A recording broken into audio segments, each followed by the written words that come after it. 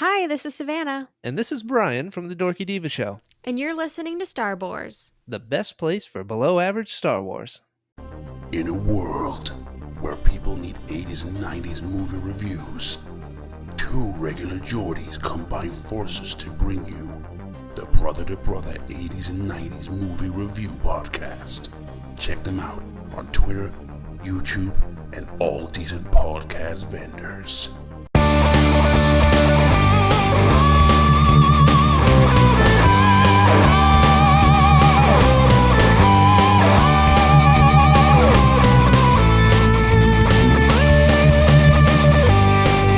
Star Wars, best place for below average Star Wars.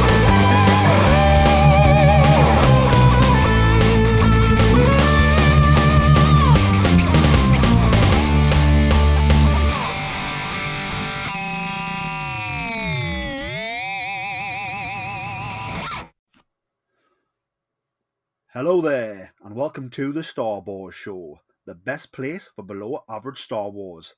I am the Geordie Jedi Pete, and making his fantastic, glorious return, we have Canon Junkie XL, Iain. Iain, it's great to have you back. How are you? I'm good, mate. It's been far too long since obviously we've done a podcast together. It's just life's getting in the way at the moment. I've got a wedding to plan.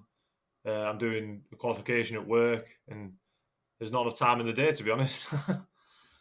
I totally feel you, mate. Like, as someone who just got married in August, that was crazy getting that planned, and then by the time you get the wedding day, you have the wedding day, then you're away for your honeymoon, and then you come back, and then you're back to work. You've got to catch up at work.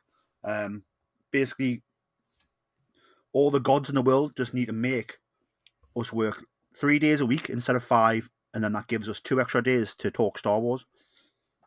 Definitely, mate. Yeah, for the same money as well. Oh yes, of course. We don't want to be losing any more money. No. If we lost more money, it would mean we have to buy less Star Wars merchandise, which we don't want to be doing. 100%, mate. Although my wife Louise will probably say, yes, have less money and buy less merchandise, please. Yeah, probably Lucy at the moment with the wedding planning probably could do with me buying a little bit less Star Wars stuff, to be fair. And plus, I need a PS5 now because of what I got announced the other day. So, well, yes, that is going to be one of our talking points today, so we'll be getting to that shortly. Yeah. But first up, I want to talk about, there's a Disney Plus Day. It's going to be coming in early November, I reckon around November 10th, 12th. And it's it's going to be a day to celebrate the 2-year anniversary of Disney Plus, I believe. Is it the 2-year anniversary or is it the 3-year anniversary? I don't know, I lose track of time. I'm not sure, to be fair. But yes, it's going to celebrate the anniversary of Disney Plus. And now I'm just thinking, are they going to announce some new shows across all of their different IPs that day? And of course, what does that mean for Star Wars? Here's my thinking. I'm thinking, November's coming up. I think we'll already have a Book of Boba Fett trailer and things like that. I'm thinking, do we get... Obviously, Kenobi's done filming now. Do we get a teaser for Kenobi on this Disney Plus Day? Do we get a teaser for Andor on this Disney Plus Day? Do we get like a cast announcement for Ahsoka, the TV series, maybe? Sort of, what's your thoughts on that, and sort of what are you hoping we get from this Disney Plus News Day? I take it this is a day, obviously, to sell Disney Plus, to celebrate Disney Plus. So I take it, I agree with you. I think the Book of Boba Fett trailer will already be out by then. Like I said, it comes out in December. I think leaving a trailer till November is a bit late. But no, I'm with you. I think we could potentially see a little teaser for Kenobi.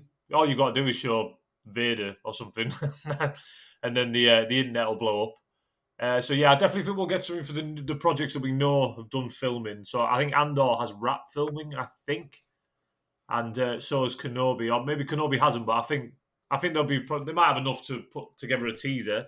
We might get some release dates as well for Kenobi and Andor because they're both rumored to be coming next year. I'm trying to think. Mandalorian Season 3, maybe we get some news about that because that's filming in March next year, I think. I saw a rumour saying it was filmed in March next year. And maybe we get some casting announcements for the Ahsoka show. Maybe we get the Sabine Wren announcement, who she might be being played by in the show.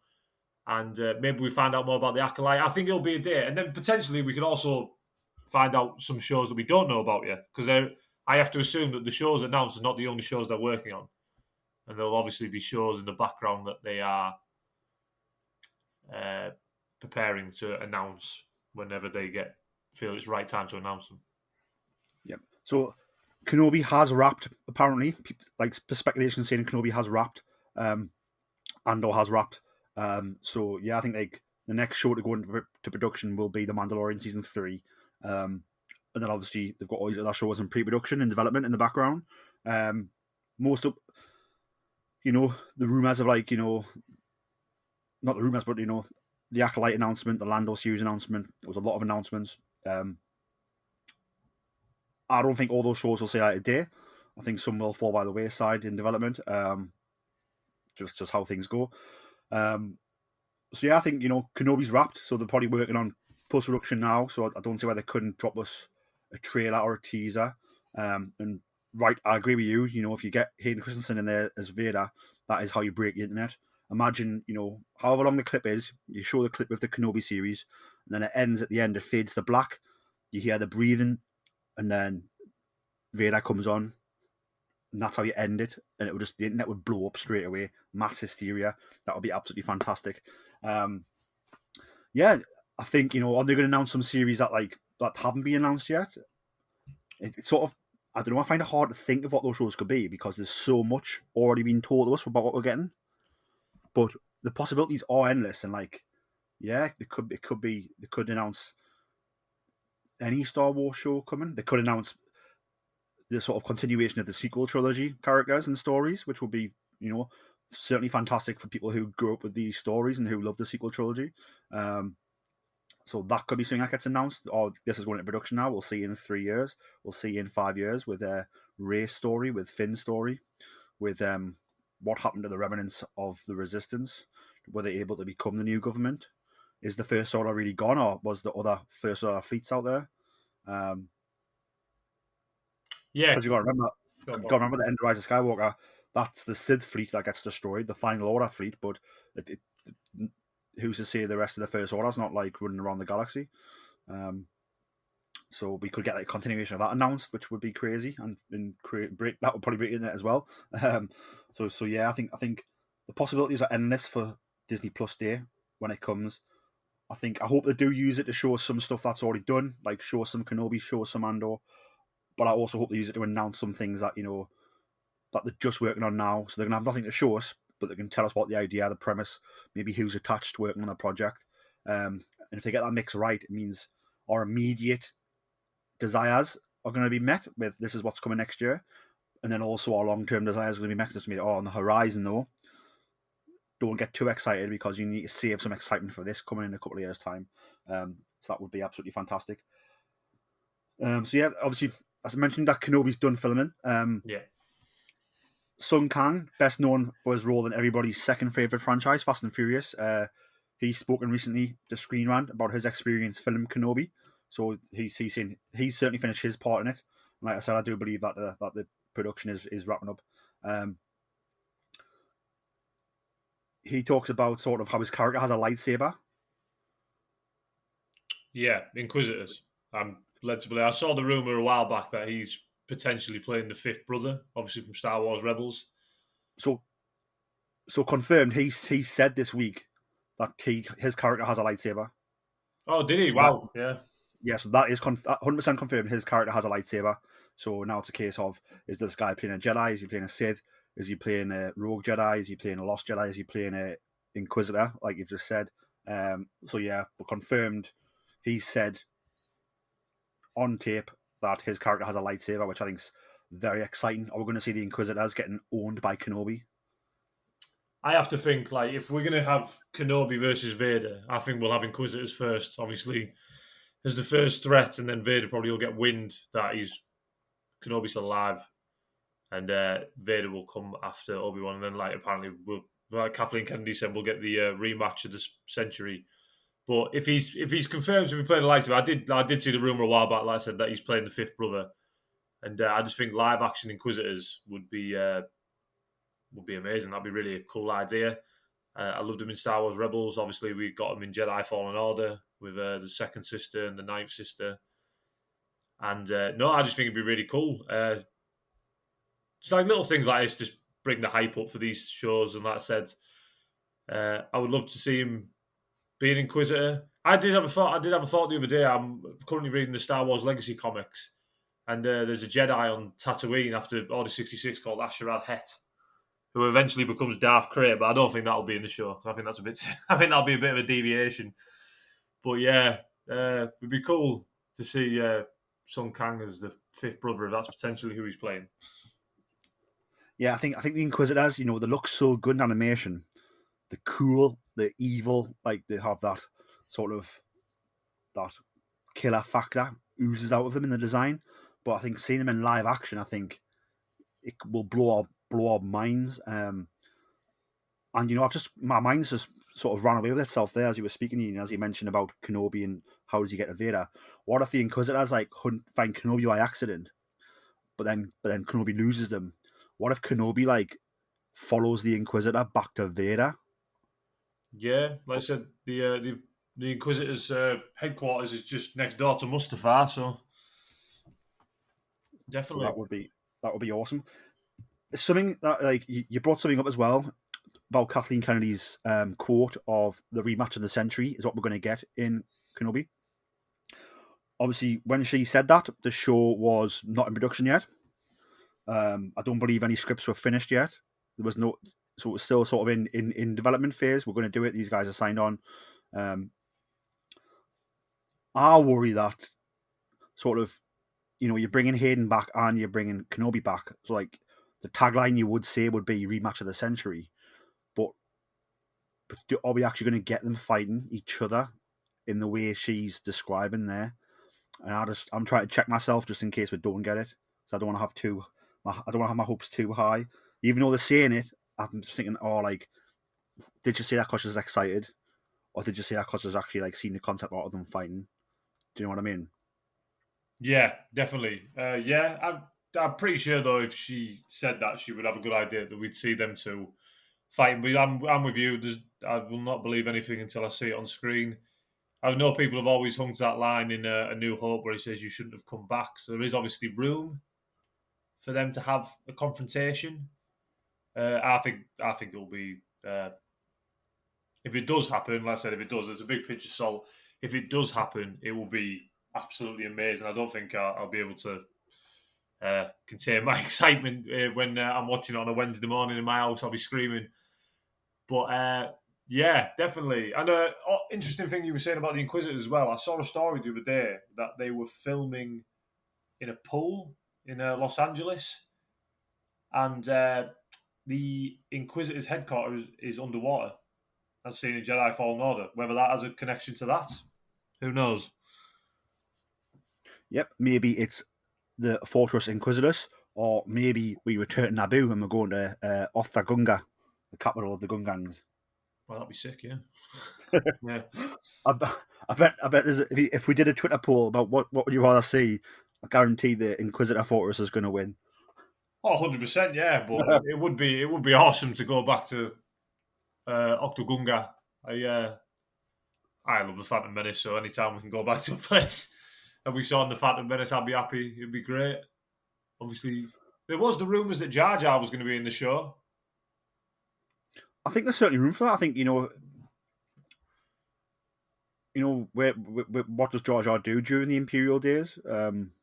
Obviously, we had that one chapter in Aftermath Empire's End where he was a street performer in Theed on Naboo, and obviously everyone had ostracised him because they thought he was part of the plot by the Emperor to take over the thing, because obviously he's the one who gives Palpatine the powers in Attack of the Clones. Yeah. So it confused me a bit because it was quite sad, to be fair. Well, it was quite sad. Also, that's after the Empire's fallen, I think, when that takes place. So I think at the minute people may think that about him, but they're probably not brave enough to go against him if they think he is linked to the Empire. So he's probably just sort of living his life unaware of all of this, because you know what he's like. So it'd be interesting to see if he does sort of bump into Kenobi, or Obi-Wan doesn't have a lot of friends left, but Jar Jar's one of his friends, and Jar Jar's alive. So does he go looking for Jar Jar at some point? Did they bump into each other by accident which is probably what will happen with Jar Jar. That's his life story, isn't it? 100%, mate. Yeah, I could definitely see that. I could definitely see that being a thing. Like I said, Ahmed Best is obviously quite well in with Disney now. He did the Jedi Temple Challenge, so I assume if they wanted him to do Jar Jar again, he would. I know obviously he didn't have a great experience with it, but I think he would do the character again if he had the opportunity. Yeah, I think he would too. I think obviously the amount of sort of online abuse that, and this goes back to 1999. This is before Twitter and things like that, and it happened then, and it goes to show how poisonous people will find any means necessary to be horrible to people. The abuse that Ahmed Best took himself, and that Jake Lloyd, who played Anakin Skywalker in that minute, took as well. Really did plague on their lives. That's why even if, whatever it is you don't like about something, you don't go after creators, you don't go after actors. Like, just don't like it. Fair enough. Be critical of it. Fair enough. But like, don't go after people, like real people who are really alive. Do you know what I mean? Look at Jake Lloyd. He's probably the least fortunate one where he's been in a really bad place, and like he's never come out and spoke about it. But like, you can guarantee that the abuse he took after the Phantom Menace is definitely a factor. Ahmed Best spoke about, like contemplating his life, like legitimately. But, at Celebration in Chicago, he was back for the anniversary panel. He got the most awesome reception ever. He had a great weekend. Because the people who watch those movies as kids are adults now, and guess what? They don't hate him. And that's who's got the biggest voice right now. So it's a case of he really could feel the love. So I think he definitely would come back if that was going to be an idea. So maybe there's an episode where, I've heard Kenobi's going to be not a lot of episodes, maybe 4 or 6. So maybe there's going to be an episode where Kenobi and Jar Jar bump each other, which I will be up for that. Absolutely wonderful. Speaking of TV series, obviously Ahsoka. With Mandalorian season 3 going into production early next year, it's sort of setting up this storyline for Thrawn and this heir to the Empire type situation we're going to get in the sort of Disney Plus Star Wars universe. So I'm expecting that there's going to be some casting announced for that soon. Obviously, we know who Ahsoka is, Rosario Dawson. Did you watch AEW this week? AEW Dynamite, the wrestling show? I did not, mate, no. Rosario Dawson jumped the guardrail to defend Cody Rhodes. Did she? Wow. Yeah. She's on Team Rhodes against that nasty Malachi Black, formerly known as Aleister Black from WWE. All right, yeah. So I found that I'm loving wrestling at the minute. It's one of the best, absolutely chaotic, awesome times to be a wrestling fan. CM Punk's back, Bryan Danielson's back, Adam Cole's jumped ship. It's crazy. Big E's now the WWE champion. It's gone mental. And then I was flicking through Twitter and it was like, Rosario Dawson jumps the guardrail. I was like, what? Like, am I half asleep? Or you just combined two of my favourite things in the world, like Star Wars and wrestling. Yeah. But no, it's legit. I haven't watched it yet because it doesn't air in the UK till Friday night, Saturday night. But yeah, on Wednesday night Dynamite, Rosario Dawson jumped the guardrail. She had part of Team Rhodes, the Nightmare Factory. So that was quite fun and interesting, I thought. Yeah, definitely, yeah. I can't wait for Ahsoka. I think, like I said, I've always said that I believe that because they all said that the Mandalorian is obviously building to some sort of final event, and I really do feel that it's going to be obviously a canon version of the Thrawn trilogy, obviously from the old Legends days, the Empire, Dark Force Rising, and The Last Command. Obviously, it was not the first, but the major opening for the EU, and people love those books. I remember when they announced Episode 7, there was obviously everyone was going around saying, "Oh, is it going to be Heir to the Empire?" That's how much people obviously love these books. So I do believe that's what we're building to. I'm really excited to see, obviously, if that's the case, who takes up what role in the story. Because obviously there's different, obviously in the books you have Mara Jade, Talon Card, and all those type of characters. I don't think they will be in it. But I am looking forward to this, whatever this Mandalorian is building to, if you know what I mean. definitely. And here's a little fact for you. I think it's the 30th anniversary of Heir to the Empire this year. It is 1991. It came out. Yeah, so I think like it came out around now. I think in 1991, so 30 years ago, this book came out, and then it's now getting a fresh lease of life. It's been re-released, as we know. Star Wars also double dip us. It's been re-released in a new delicious paperback cover, and then obviously we're sort of getting the storylines sort of refed into our modern Star Wars canon as well. So never been more alive. What we could say about Heir at the Empire. Definitely, mate. Sort of, obviously with the Ahsoka show, we know we're going to get Ahsoka. If we're contemplating what the storyline's going to be, is it going to be searching for Ezra, searching for Thrawn? We've heard casting rumours of both Ezra. Casting rumours are apparently that Ezra's being played by the guy who played Aladdin in Disney's live action. The guy Ritchie directed. Disney's live action Aladdin, yeah, him. And then also that the voice actor who portrayed Thrawn in Star Wars Rebels will be coming back to play Thrawn in live action as well, as the other rumour. Yeah. Apart from those two, who are you sort of wanting to see? Do you think we'll see, it's an Ahsoka TV series. When I think back to who Ahsoka's sort of best friends are, I think Barriss Offee, although they became enemies at the end, they had they were linked together for a lot of episodes of Clone Wars. Obviously, we don't know what happened to Barriss. So, like, do we possibly see her sort of come across Barriss and we find out what Barriss is doing? If Barriss is alive, that would be really interesting, I think.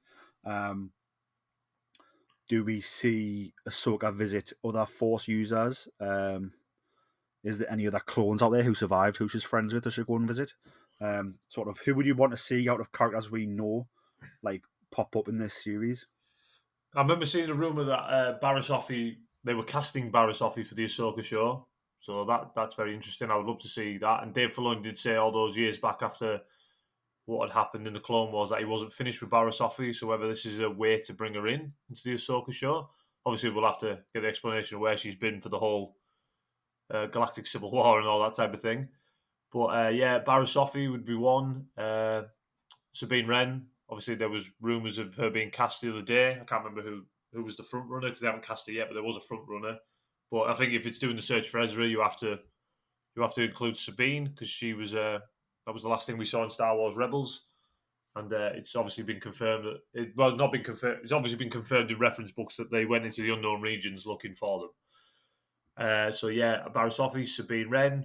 You got Tamura there. Age him up. He can play Captain Rex. Obviously, Ahsoka, he's alive after the Battle of Endor. So that'll be good to see Ahsoka meet Captain Rex in live action. I'll always be waiting for the day we see Ahsoka Tano meet Luke Skywalker, whether they do that through the deepfake technology they used at the end of The Mandalorian Season 2, or whether they recast him. But I think if they use the deepfake in The Mandalorian Season 2, then I think they will do that again if we were to get a meeting between Ahsoka and Luke Skywalker. And then after that, I'm just thinking it'd be good to see Hera Syndulla in live action, whether she goes with them to look for Ezra. I think seeing Zeb in live action would be quite interesting. Yeah, I wonder do you think Zeb would be all prosthetics, or do you think it would be CGI? Oh, it'd be hard, that one. Obviously, I'm no CGI expert, so I don't know how hard that would be to make a full CGI Zeb. You'd have to have someone very tall to play him. I tell you that. And here's the kicker for you. Obviously, if we're going to see Hera Syndulla, do we see Jason Syndulla? Yeah, I definitely think there's room for that. Obviously, that's one of the big questions that was left, apart from the search for Ezra, of what happens to Jason Syndulla. Obviously, after we see him in Rebels, because we could see that. We could see, we're going to assume that Jason is Force sensitive because of his father.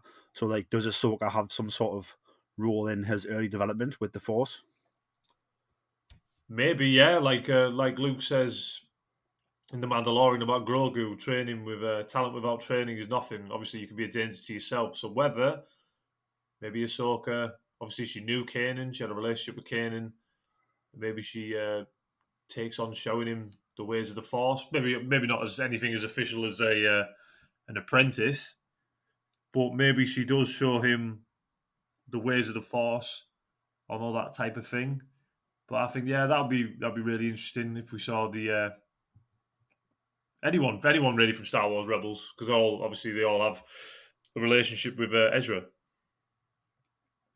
Yeah, definitely. I think the possibilities are endless for the Ahsoka show. I think like they really could give us any combination of things, and it would be awesome. So yeah, very very exciting. Do you think Ahsoka will be the next show to go into production? Yeah, well, after Mandalorian, yeah, probably I would have Yeah. thought so. Yeah, because I still think I got the impression that the Acolyte is still quite a way away. Lando, I don't think they didn't even announce Donald Glover for Lando, so I don't know how far along they are with the Lando show. So yeah, I'll probably be led to believe that it will be Ahsoka. Obviously, they've already got Ahsoka cast; she's already appeared, so it's a lot easier. You don't have to go for the rigmarole of casting her. Obviously, you have to cast some of the supporting characters in that show. But no, yeah, I definitely think Ahsoka will probably be the next one after Mandalorian season 3, because they're all, like I said, they probably have to do them in a specific order anyway if they're all building to one event. Yeah, definitely. Moving on from that, obviously we hinted at it at the top of the show.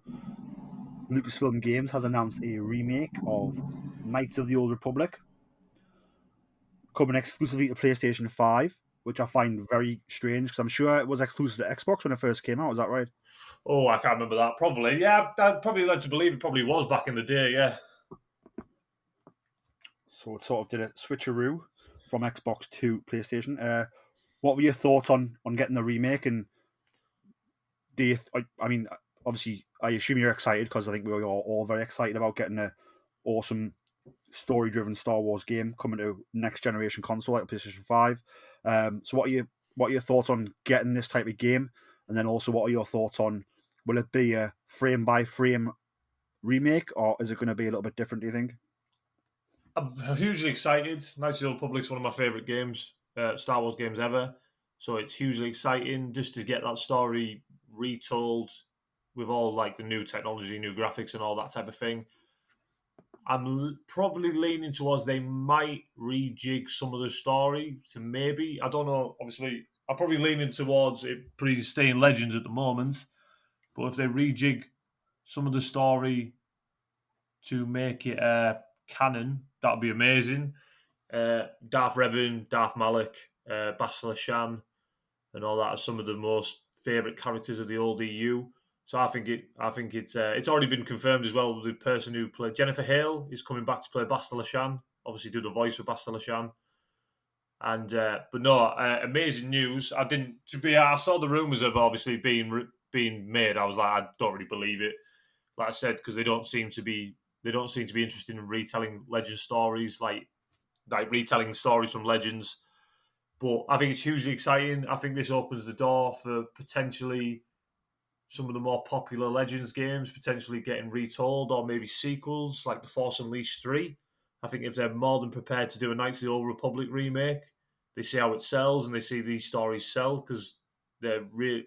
Knights of the Old Republic is one of the best Star Wars stories ever told, and if no one's played it, I would wait until the remake comes out, because you won't be disappointed. The story is really, really good. So yeah, hugely exciting. PS5 thing, the bits annoyed me a bit because I've got an Xbox, so now I'm going to have to find money for a PS5. But to be fair, I don't think the remake will be out for a couple of years, so I've got a couple of years to wait, to be fair. Yeah, they haven't announced a release date, have they yet? No, we obviously just got the teaser, because I remember I wasn't watching the PlayStation showcase, because obviously I haven't got a PS5, and then I looked on Twitter halfway through my shift and obviously saw the still images of Revan and all that type of thing. And I was like, oh my God. And then, and I saw exclusive to PS5. I was like, oh, right, okay. But to be fair, I was always planning on getting a PS5 eventually, but this is obviously just sped up the time that I might need to get one. But yeah, no, there's no release date. I would probably believe they're not too far along. As for your question about it being a frame-for-frame retelling, I think the majority of the story will stay the same. But if they want to make it canon, they could potentially just jimmy a few things to make it fit into the canon, because people have been wanting a Knights of the Old Republic movie, TV series. So if they just turn around and say, right, we've made a few adjustments and this is now canon, I think people are very happy. What's the most important thing you're looking forward to be able to do in Knights of the Republic remake? Like, what's your favorite part from the original game that you want to sort of reenact in the new one? Oh, just going around the galaxy. I can't wait to see all the locations that were in the game. Like back then, you thought these graphics are amazing. Like going back to Tatooine, going to Kashyyyk, going to Lahon, and all that type of thing. And obviously, there's the big twist at the end of the game. But I won't ruin for anyone. I would like to see that, but just seeing all that updated, new graphics, better technology. Because I do think the one change they will make, I don't think it'll be turn based like the combat was in the old Knights of the Republic. Yeah, I think that's a great thing. It'll be a smoother, faster system, I think. But I think it'll still be awesome. I think it'll still be very much being able to sort of, you'll be able to sort of choose a strategy and like build your character throughout the game to fight a certain way you want them to. But I think it'll be less turn based and more fluid. Yeah, like I said, see if they see how this sells, I do think it will sell very well. This Knights of the Old Republic remake. Then it does give you hope for other properties that obviously were dropped. I'm one of the biggest Force Unleashed fans there is. I would love to get Force Unleashed 3. And to be honest, sometimes we get bogged down on what's canon. If they just said, look, we're just going to make the Force Unleashed 3, it's not canon, but here it is, just enjoy. I think there's room to do stuff like that. I think stuff like that will make a lot of money.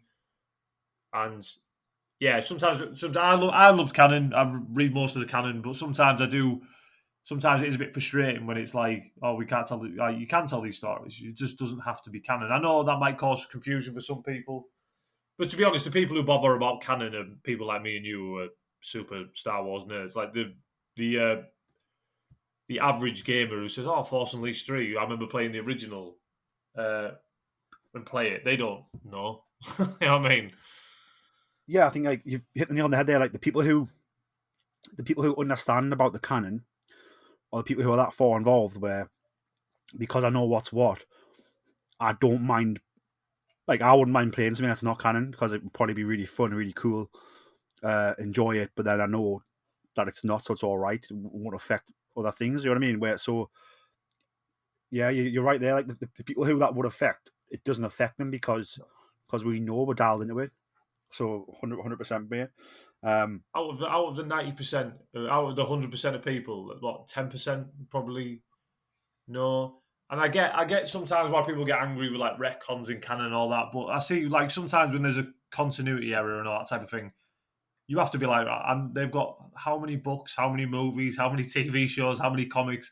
There's always going to be a continuity issue with the canon, so you just have to enjoy what you enjoy. That's why I've taken that philosophy a bit more now. I just enjoy it now. If there's something that doesn't completely line up, it's not really a big deal to me. Obviously, they retconned a bit of Kanan's backstory in the Bad Batch, but I get that because out of how many people watched the Bad Batch, I bet 5% of them read the Kanan comic. So sometimes it's nice. Sometimes, like you say, sometimes it's nice to just go, you know what, this isn't canon. Just enjoy. The Force Unleashed was always bonkers. Galen Marek, I do laugh when people say he's overpowered. I'm like, yes, of course he's overpowered. It's a game about the Force being unleashed, and it was just a fun game. Of course he's overpowered. And if they were ever to bring him into canon, I'm fully aware that they probably have to nerf his abilities quite substantially because he can't be pulling Star Destroyers down from the orbit and defeating the Emperor and Vader and all that. But no, if they just turn around and said, this is a story, it's not in the canon timeline, but people have wanted it. Because I genuinely believe if they were to make the Force Unleashed 3, people would freak out. Because people love those games, if you know what I mean. Yeah, and in the second game, I always felt a bit robbed of like, I thought the levels we got was awesome, but then it ended just so quickly. Yeah, I remember reading an article about that, and they said, yeah, they did rush it out because obviously the first game was so successful, it sold a bunch load of copies, and I think they rushed it out. And then I heard the premise for Force Unleashed 3, what it was going to be, and it sounded really cool. So yeah, but like I said, there's a long history of Star Wars games that have been announced and not made it to light.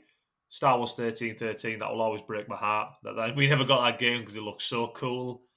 And I would just sometimes, even, and to be fair, with games, I think you've got a lot more wiggle room to say, look, these aren't canon, they're just fun. Not everything, like I said, not everything has to be canon. We can have stories that don't get bogged down by what is canon or that type of thing.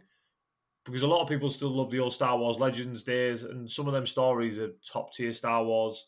And if we got a continuation of that timeline as well, I don't see the harm in it at all. Definitely. And speaking of it being exclusively on PlayStation 5, so it is going to be exclusive on PlayStation 5 and PC, but it is a timed exclusive. So that means in the future, maybe it's a year, 2 years, but after it comes out, there'll be a certain amount of time. We don't know what that time is yet. It might be a year and a half, 2 years. Then after that point, it will come out possibly on Xbox in the future and other platforms. So, I mean, you probably still have to get a PlayStation 5 because I couldn't imagine you waiting 2 years after it comes out. I'm not waiting. Having it all spoiled for you. I'm not On the waiting. internet. So Sony's got our money. They've got it. They have. We just obviously our bonus at work's just been increased potentially if we get it. And I've already said to our lass, if I get that bonus, £350 of that's already cordoned off for a PS5. So definitely, yeah. Definitely. Moving on from that, it's been announced that Lawrence Kasdan, of course, screenwriter for The Empire Strikes Back, for Solo: A Star Wars Story, part of the screenwriting team on The Force Awakens. He is producing a documentary. It's a documentary on George Lucas and Industrial Light and Magic, apparently. So yeah, he's working on a documentary series. It's going to be about George Lucas and Industrial Light and Magic, ILM. We don't know who's commissioned the show, so we don't know if it's going to be on Disney Plus or is it for something else? Is it not related to Disney? But yeah, it's pretty crazy. So the news came from James Newton Howard, of course, the award-winning composer. He composed on Lawrence Kasdan's directional movies since 1994's Wide Earp. So there's no release date for the project, but essentially what James Newton Howard said, they were asking him about something on Score the podcast, which is done by Collider. Asked him sort of just what he's working on, and he just dropped this bombshell that no one heard. He said, essentially he's finished scoring a documentary that Lawrence Kasdan's been working on. He revealed the documentary will be a 6-part series focused on George Lucas and Industrial Light and Magic. So that's, I mean, I love George Lucas. I love learning about George Lucas. I think the behind the scenes stuff we get from Star Wars, especially in the Lucas era, was fantastic. So this is going to be more of that, which I'm really excited about. So I can't wait to get this documentary. So wherever it airs, I'll be buying it. Hopefully it's on Disney Plus. I already own, but we will find out. What's your thoughts on this documentary? Yeah, it's always fascinating to get a closer look at George Lucas. Obviously, he's one of the most, if not the most, definitely up there in the top 3 or 5 influential people in the history of film. Obviously, in the modern era, a whole generation of filmmakers grew up with obviously his stuff with Star Wars and Indiana Jones and all that type of thing. And the man's a genius. There's not really much more you can say about it. Like, he's the reason we're here now talking about Star Wars. And for him, I'll always be grateful. They're my favourite films of all time. So anything I can watch about George, and I'm glad he's happy in retirement. And obviously, yeah, that's all I can really say about him, mate. There's not really much more I can add after that. The man's a living legend. Yeah, I think if you look at sort of what he did for cinema and for storytelling, it's unparalleled. You cannot tell the story of modern cinema without George Lucas. If you look at the work that ILM does now, like, it's done all the Pirates of the Caribbean movies, it's done all the Marvel movies, to name 2 big franchises, but there's way more it's done. The de-aging process that we've seen in the Marvel movies, in Star Wars, in Martin Scorsese's The Irishman, the it's all down to him and starting this company and pushing this company and developing this company ILM. So I'm hoping the documentary is going to be about how George Lucas and ILM, George Lucas's child, essentially, changed the world of cinema for the better. My opinion, George is one of the greatest storytellers that ever lived.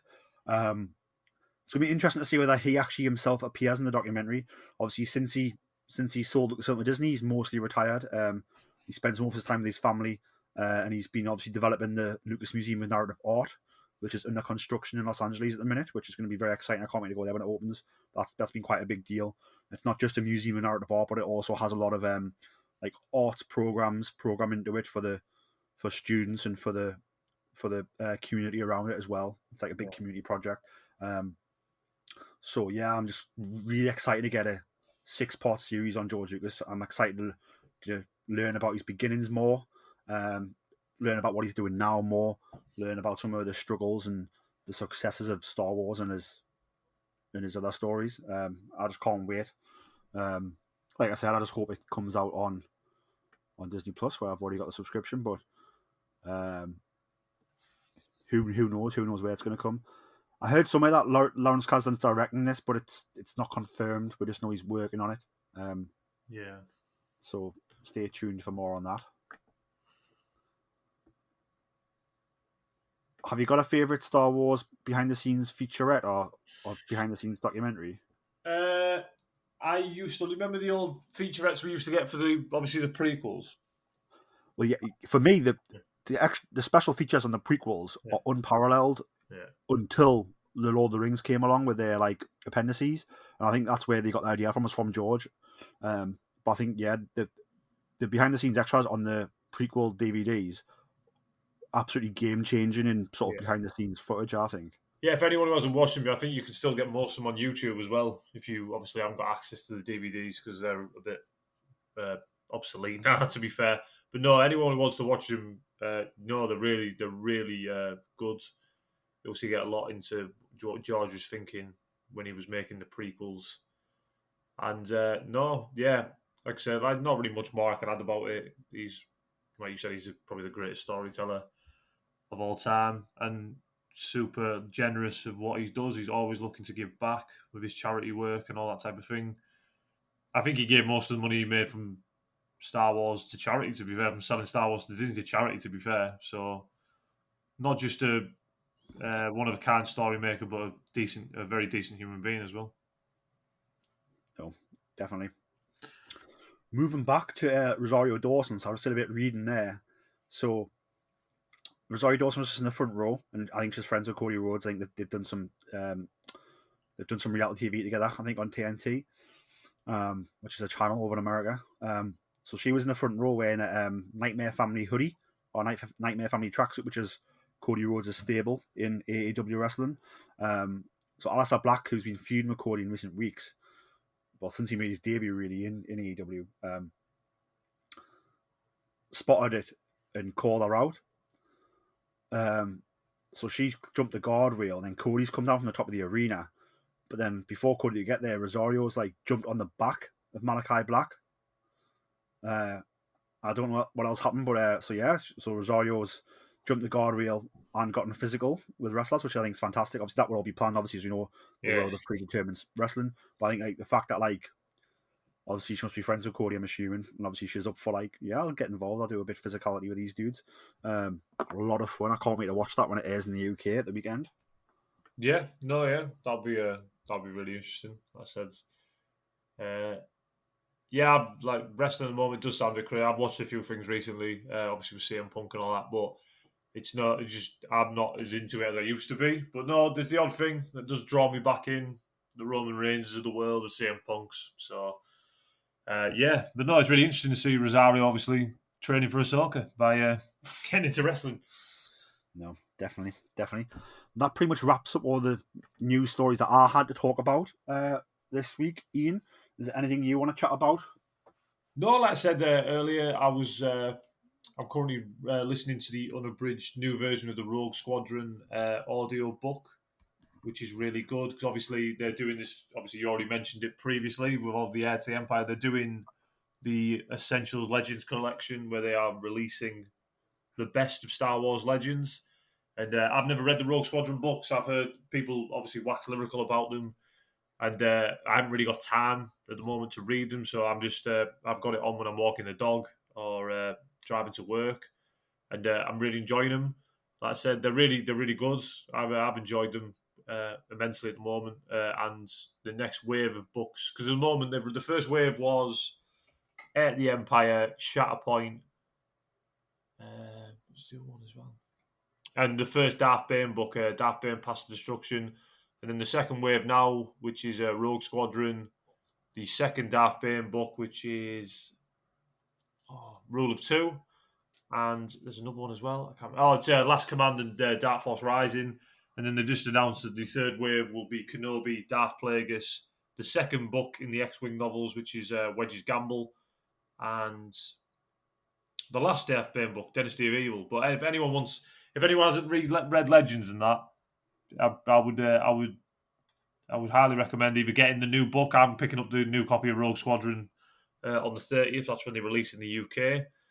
But anyone because the old audio books weren't. To be honest, I don't know what unabridged means, but I'm guessing it means the story's more complete. Because I remember listening to the old audiobook versions and stuff would be missing in that, and you'd only get half the story. It was a bit confusing. So yeah, I'm going over the unabridged version of Rogue Squadron at the moment. Obviously, looking forward to the Rogue Squadron movie, seeing what they take out of, potentially what they might take out of. I don't think, obviously, it's not going to be a retelling of that story in Legends, but what they take from that. But no, yeah, that's currently what I'm doing at the moment. I'm really enjoying it. Yeah, I think as well, just from a marketing point of view, like, even if the Rogue Squadron movie's got nothing to do with the Rogue Squadron books, if those books are on shelves, it means that people will see them. And then when the movie poster comes out, people are like, oh, the Rogue Squadron movie, oh yeah, the Rogue Squadron book, I've seen that. And it's sort of like, it's a little bit of a connection, even if the people don't even read the books. Like, do you know what I mean? So it's, I get it from a marketing point of view. I get it why you'd release the Kenobi book. People are going to be going crazy about the Kenobi series, and then they'll see the Kenobi book, and they'll be like, oh, what's this? And then I buy it again. It's all about making money. And yeah, the Kenobi book's going to be different than the Kenobi series, but people are going to link the two and spend their money on it, which is, the end game, really, of any business. That's not a bad point, actually, because like you said, we think they're building to a Thrawn trilogy, so they've released the Thrawn trilogy legend books. Obviously, we're getting a Kenobi show. They're releasing the Kenobi book. Obviously, we get a Rogue Squadron movie. They've released 1 and 2 books of that. So maybe they're releasing the Darth Bane trilogy. Maybe do we get a Darth Bane show? Well, maybe that's all linked in Acolyte, maybe. Who knows? Yeah. Definitely, yeah. And plus, obviously, Knights of the Old Republic and all that thing is like Star Wars Legends. When it's good, it's great. Like some of the best stories in Star Wars Legends are up there with some of the best Star Wars stories ever told. And like I said earlier about the Knights of the Old Republic remake, like if you just read the canon but you want to know where to get started in Legends, this Legends collection is great, and you can read them, and they are great stories. And obviously, the canon has taken things from certain Legend stories, Thrawn, what brought into Rebels, and all that type of thing. And I think, yeah, if you're interested in getting into Star Wars Legends, look at the Essential Legends collection. And I would recommend, if you've got Audible, listening to the audiobook versions, because the Star Wars audiobooks are really good. The production on them are great. Mark Thompson is one of the voices I most assume with Star Wars now, because of his work with he does all the Star Wars. I think he does pretty much all.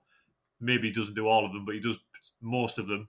The narration for the audiobooks, and his voice is just synonymous with Star Wars with me as well. No, definitely. Moving on from that, the last thing I want to talk about, merchandise. Have you been spending any dollars on any Star Wars toys or merchandise lately? I have the only thing currently at the moment, like I said, obviously we got into the start of the podcast, I'm obviously saving for a wedding, so I don't have a lot of room in the budget for buying Star Wars stuff at the moment. Once the wedding's paid for and we get married and that, it might change. But no, I've got the General Grievous 2003 Black Series one coming out. They're doing the 2003 Clone Wars Black Series figures. Yep. The General Grievous. There's no image of it yet. It's just a cartoon. But I've got that pre-ordered because I love General Grievous in that show. And I've also got the what do they call it? The collection of Black Series figures that they've re-released. Is it like the Vault or something? Oh, I've got one in front of us. The Archive. The Archives, yes, the Black Series Archives. I got the Darth Revan one coming out in November. That's the only two ones I've got orders at the moment. But I do think when they finally, because this is the one thing. I do have a bit of a bone to pick with Hasbro. Is it Hasbro? Yeah, it's Hasbro made the Black Series. Marvel seem to have the stuff that was in the previous week already made. There's already Zemo figures and all that. When did Mandalorian come out? A year and a half ago? And we still haven't got a Cobb Vanth or a Fennec Shand or like the new Boba Fett figures that are apparently in the pipeline. So yeah, when the new Fennec Shand and Boba Fett figures and Cobb Vanth ones come out, I might have to take a punt on them, to be fair, because you know how excited I was for Cobb Vanth. I'd love that character. Since I first read the Aftermath trilogy, I was like, this character's great. And then like I thought, there's no chance we'll ever see this character on screen. And when there was rumours of Timothy Olyphant playing Cobb Vanth, I was like, no bloody way are we getting Cobb Vanth on screen. So yeah, Cobb Vanth. That is one of the most happiest I've ever been as a Star Wars fan, because, like I said, just a throwaway character from a set of novels on Tatooine. When we heard Boba Fett was going to be in the Mandalorian, I thought, they're not going to do Cobb Vanth. He's just going to turn up with his armor. But yeah, that was unbelievable. So yeah, if there's a Cobb Vanth figure coming out, which apparently there is, I will be picking that up. But yeah, other than that, the rare lightsaber looked sick as well. They got unveiled the other day. But like I said, I can't afford it until the wedding is paid for, to be fair. Yeah, I think it's funny. Like, I totally agree with you about the Marvel Legends series having like figures ready to go. Yeah, and I think it's down to the relationship between Marvel and Hasbro, and I don't think Marvel are as tight-lipped on secrets. And I honestly think it's like Lucas saying, "All right, no, like we're not going to give you anything about these figures yet until like the show's out because we don't want anything leaking." But it's like, I get it with the child. yeah. But then, but people like Cobb Vanth and stuff, like you could have had those good to go. But yeah, like I think it's down to the relationship and the relationship between Lucasfilm marketing and Hasbro. And it's not as good as Marvel Legends. And if it was, they'd be selling even more Star Wars figures. I just got sent in a post. I ordered it ages ago actually, so I forgot about it. It's Star Wars the Black Series. Gaming Greats. It's from Star Wars Knights of the Republic. It is Zalbar the Wookiee.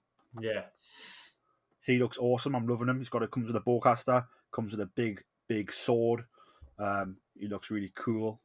So yeah, he's just arrived the other day. So I'm excited for him. Glad he's here.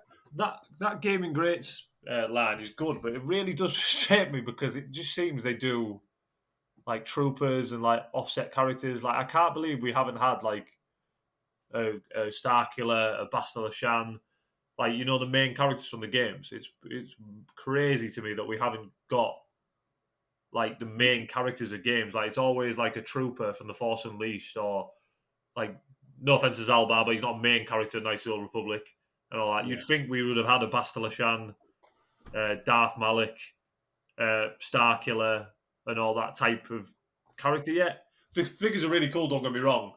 But yeah, it is a bit weird to me how we don't have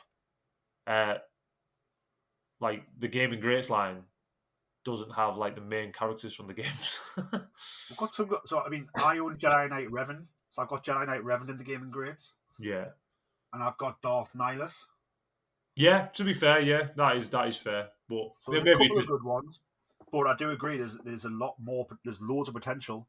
Yeah, loads of potential. And like I said, those other characters, yes, give us them, we'll buy them. I just want a 6-inch Starkiller figure for Black Series. That's all I want. That's all I want.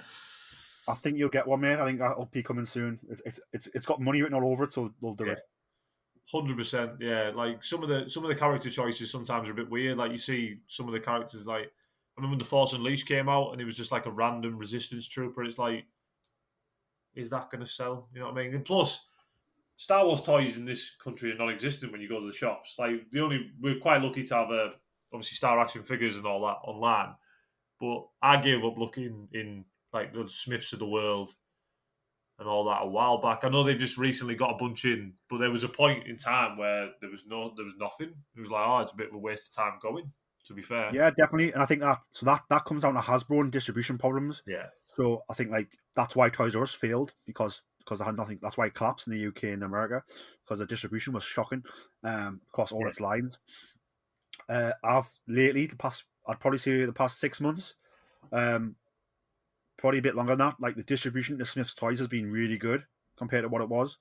So if you want Black Series figures and the Mandalorian Dark Sabers and things like that, you can get them in Smith's Toys. So the distribution's gotten a lot better there. Yes, I obviously, remember online you saying. retailers is where it's at. You've got Star Action Figures who do a really good job. You've got Hasbro Pulse in the UK now. So you can sign up for Hasbro Pulse and buy direct from Hasbro, which has only just came about again the last 6 months, I would say. So distribution is getting a little bit better, but it's mainly Smith's Toys or online. And the supermarkets have a little bit in, but not loads. But that's down to the supermarkets choosing not to stock the stuff, I think, to be fair. And it's because of the bad distribution problems of the past that they know it's bad, so why would we risk doing it again? So Hasbro got a long way to go to sort of make things right, but they're slowly but surely starting to do some good stuff. So we've got a long way to go, but I hope they keep going. And to be fair, we do have Forbidden Planet. It's just I'm never up in Newcastle to have a look. Yeah. But like I said, it's a hugely exciting time. I said this the other day. It's a hugely exciting time to be a Star Wars fan. I think it's probably the best time ever to be a Star Wars fan. We're getting so much stuff. Like I say, we talked a bit about Twitter earlier with Ahmed Best. Twitter's a bit of a hellhole, to be fair. It is for negativity.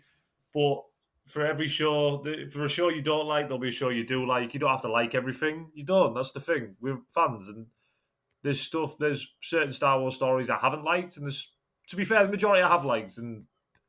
But I think it's a golden age to be a Star Wars fan. We're getting a show about Obi Wan Kenobi potentially fighting Darth Vader with Hayden Christensen playing back. We're getting an Ahsoka Tano show. If you had said that when the Clone Wars movie first came out, you'd have been locked up for being crazy, because they'd be like, "What?" We're getting a Rogue Squadron movie. Thrawn, Grand Admiral Thrawn is going to be in live action soon. Like, it is the craziest time ever to be a Star Wars fan, and I count myself lucky. And sometimes I just wish we'd take a bit more positivity into it. You know what I mean? Like I said, me and you have chatted off air about Twitter and how it can be an absolute wasteland. You know what I mean? But I just wish. But I'm just seeing the future of Star Wars with nothing but positivity. Is everything going to land? Absolutely not. And there's nothing wrong with that. If you don't like something, that's fine.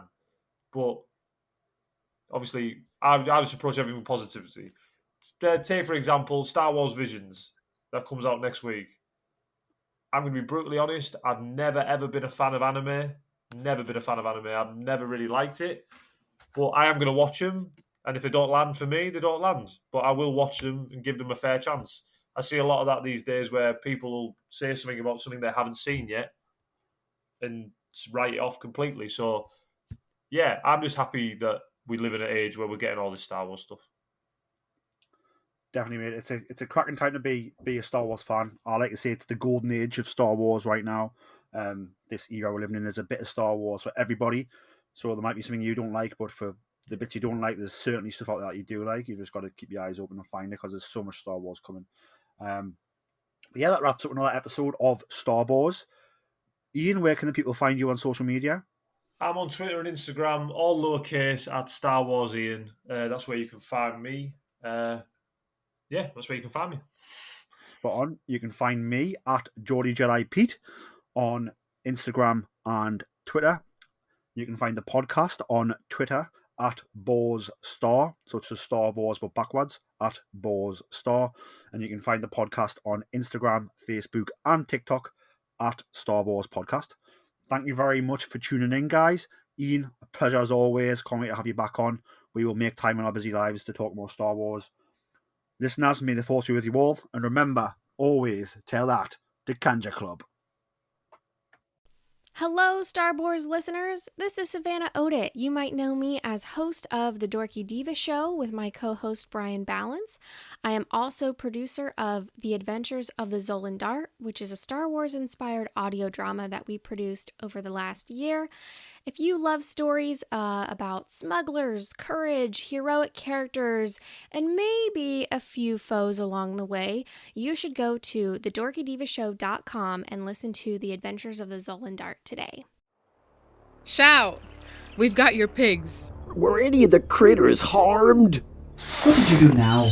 I didn't do anything. I just freaked out for no reason. It was nice doing business with you again. Maybe next time we could deliver something less... temperamental. Now, what you call temperamental, I call fun. Hey, is there a place nearby where I can make some repairs? 3 clicks south of here, you'll find a small spaceport. They should have what you need, as long as it's nothing too big. Dynamic class? My stars, you don't hear about many of those still being space-worthy. It's been in my family for a while. She's pretty great. Any chance you have a hover cart we can use to load up? I'll check out the HoloNet to see if anything new has come up in the sector. My name is Sereth Khan. I am the chief here on Kamai. My people and I have been experiencing food shortages as of late due to unforeseen natural occurrences. We are looking to hire someone. I say we take this one. The pay is great, and it's the type of job we're familiar with. Welcome. You must be Captain Otoa. I've already sent word to Pack 2 to expect you in the next cycle or so. You told him we were coming before we even accepted the job. That's rather presumptuous, isn't it? Perhaps, though once I received confirmation that you were interested and on your way here, I couldn't help but hope. Fair enough. Well, we'll be back as soon as we can. Well, that's not good. Is that blaster fire I hear? So you're the one. Captain, it sounds like they want to do this the hard way. I love when they got some fight in them. This is bad. This is bad. We're about to have a lot of company.